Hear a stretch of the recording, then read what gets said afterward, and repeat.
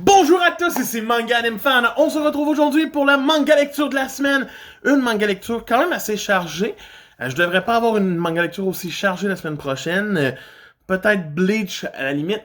Mais j'ai des gros projets dans la semaine qui suit. Donc je pourrais pas nécessairement lire autant.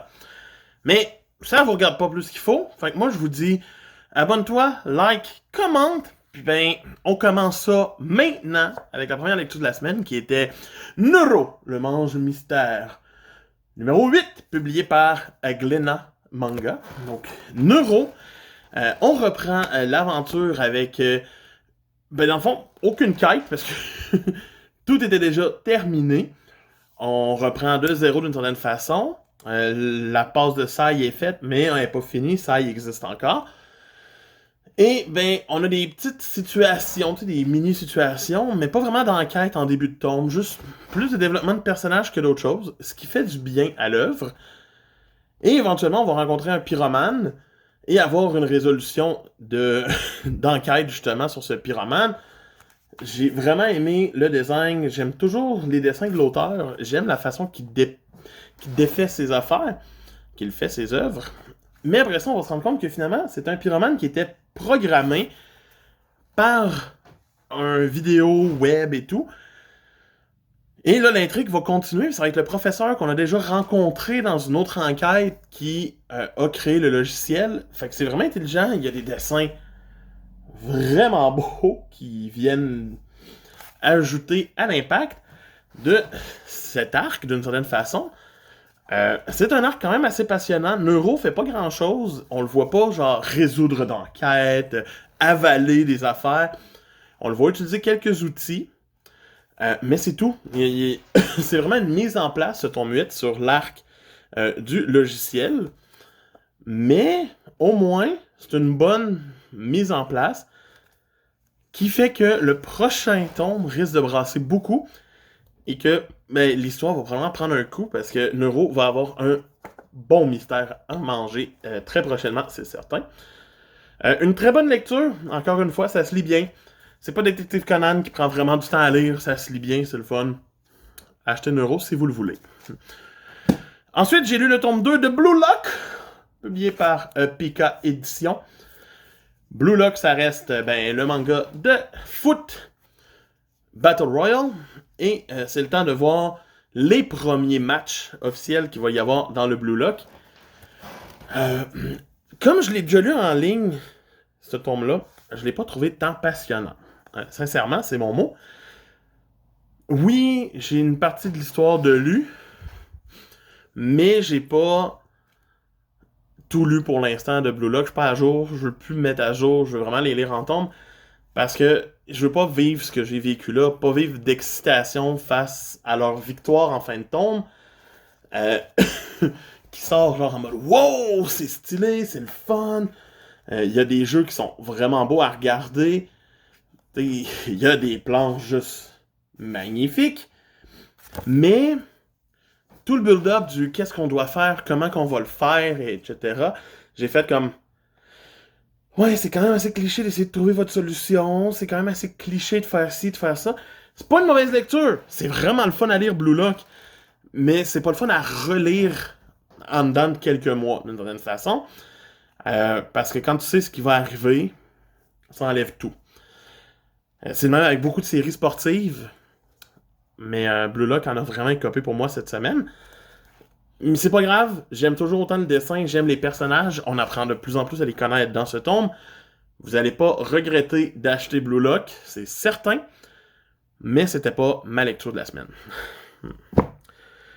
Par la suite, j'ai lu le tome 7, l'avant-dernier tome de En proie au silence, publié chez Akata. Un tome très ok. On reprend avec l'état du professeur qui est très magané après avoir essayé d'arrêter son violeur. Ça va pas super bien. Mizuzu est pas contente, est très enflée. Et elle rentre en mode mais non, personne ne m'a frappé, je suis tombé dans les marches. Tu sais, à l'hôpital. L'hôpital la croit même pas. Nizuma, il va essayer de sortir encore avec, jusqu'à temps que la fille qui tripe sur lui essaie de sortir avec lui. C'est comme bizarre d'avoir autant de triangles amoureux dans cette œuvre-là.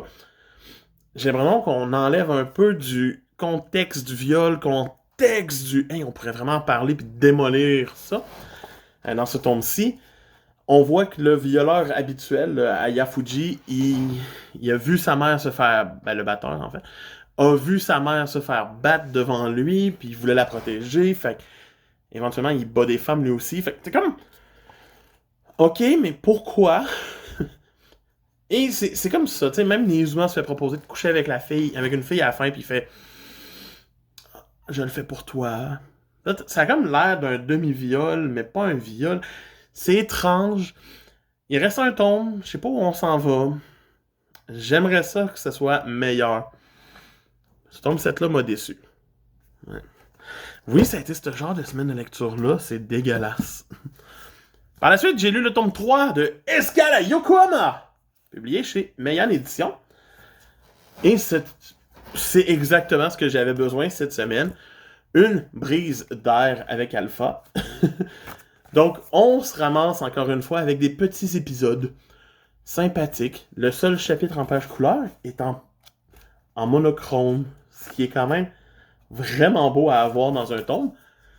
Donc, c'est vraiment sa petite vie, ses petites habitudes, toujours qu'on suit. Avoir rencontré du monde, voir des avions, rêver, penser à d'autres choses.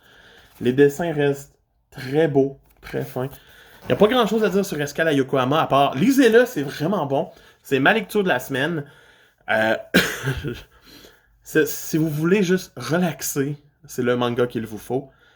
Meian fait une bonne chose. Le tome 4 vient de sortir au Québec. Il était temps. Je vais l'acheter cette semaine. J'ai déjà hâte de le posséder et de le lire. Et d'attendre le 5 et 6 éventuellement. Mais tu sais, c'est très relaxant. Lisez Escale à Yokohama. J'ai fini ma semaine de lecture par un tome qui n'est pas vraiment un tome. Donc, One Piece Doors, tome 3, publié par Glénat. One Piece Doors, c'est les vignettes d'ouverture de chapitre de One Piece, les mini-aventures et les vignettes tout court. Et dans ce One Piece Doors 3, on récupère bien sûr les mini-histoires et des vignettes aléatoires, les vignettes d'entre-chapitres entre-temps. Donc, c'est une belle collection à avoir pour faciliter de lire les vignettes, les mini-aventures et voir les dessins. Parce que t'as pas moyen de faire. Il y a un chapitre entre chaque dessin. Oh non, il y a une page couleur ici ou hop, tu sais, tout ça. Il y a des mini-explications qui peuvent aider pour rajouter un petit peu à l'histoire. Il y a des annotations, il y a quelques petites affaires. Ce tome-ci regroupe les tomes 60 et 1 jusqu'à 85, donc quand même beaucoup. Il n'y a pas encore de One Piece Doors 4 au Japon, mais ça va venir, c'est certain, puis peut-être un 5 pour finir éventuellement après. C'est sympathique, ça reste le fun. Si vous êtes un fan fervent comme moi de One Piece, c'est un plus à avoir pour compléter avec les Color Walk d'une certaine façon, qui s'insèrent avec ça d'une certaine façon. C'est vraiment le fun. Mais c'est ça, c'est juste... C'est le même, ça se lit. Par la suite, on passe bien sûr, au moment que vous attendez, la relecture de Bleach. Cette semaine, j'ai lu le tome 16, 17 et 18 de Bleach. Donc, 3 tomes. Ça s'est lu très bien. J'aurais vraiment aimé avoir du temps pour le 19 cette semaine. Je l'aurais dévoré aussi. Donc, on reprend cette semaine avec Bleach, avec le tome 16 qui était l'arrivée d'Hitsugaya contre Kira, contre Gin, contre même tout le monde. Donc, on a le droit à un beau combat de capitaine, très bref, mais sympathique, pour ensuite continuer l'entraînement d'Ichigo et celui de Renji.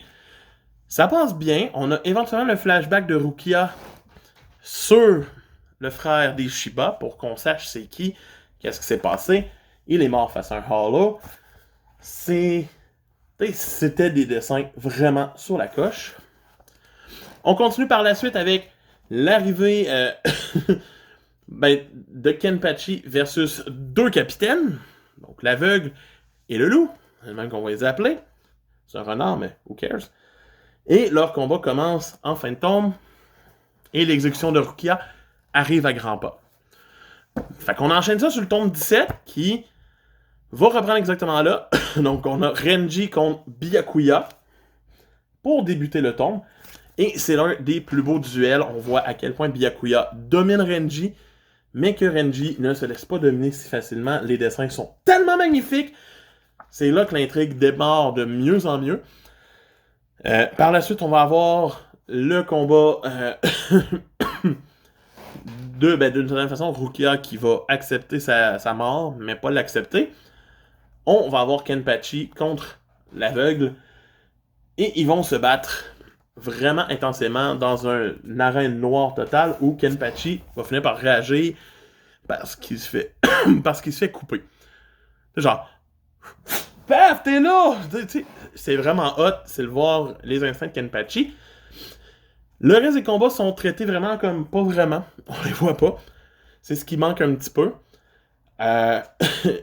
Et le tome finit avec l'exécution de Rukia qui est à ça d'être faite. On reprend avec le tome 18 où l'exécution a lieu. Le phénix s'en vient pour tuer Rukia d'une certaine façon. Mais c'est le temps que on a notre héros pour revenir et arriver d'une manière tellement belle. Ichigo revient, il est prêt. Il s'en vient refaire ses affaires avec des pages tellement belles que c'est impossible de ne pas vouloir continuer de lire Bleach. Donc, Ichigo va tranquillement pas vite commencer son combat contre Byakuya. Et en parallèle, on va avoir deux autres capitaines qui vont se battre contre Genryusai, le premier commandant officiel de l'armée des Shinsengumi. Donc, Shunsui et Joichiro vont se battre contre lui. Et Yoroichi va se battre contre son ancienne collègue. Donc, plein de combats dans ce tome-ci. Ça passe vraiment vite. Les combats ne sont pas nécessairement terminés à la fin du tome. On a envie d'enchaîner.